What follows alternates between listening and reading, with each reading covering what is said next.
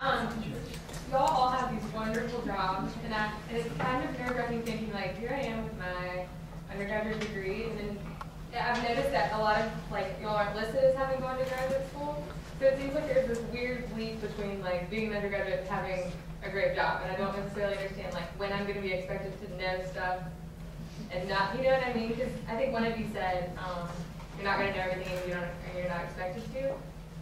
So then how do you get a really good job? I was a receptionist in a presidential campaign, and before that I got a job working as an assistant to the head of a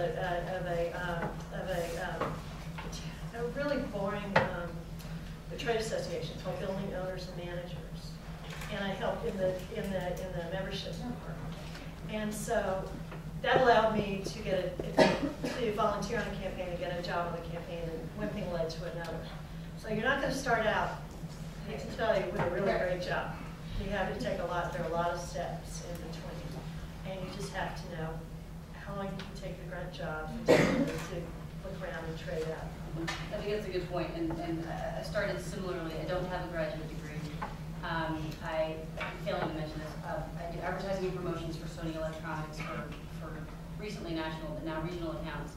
I started off as the admin in a public affairs and marketing office of a fine arts museum. And as an art history major, my parents were thrilled that I landed in a museum, but quickly became clear that it was not the final place for me to be.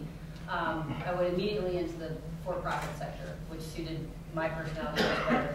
And then it was a gradual process, and it does take time. I think unless you are going straight through to your graduate program and popping out on the other side as a doctor, a lawyer, what have you, where, as you say, good job is more immediate. It's a process, and for much of that process, I was very impatient and very frustrated in many instances. But that also provided a lot of motivation to move on to the next thing.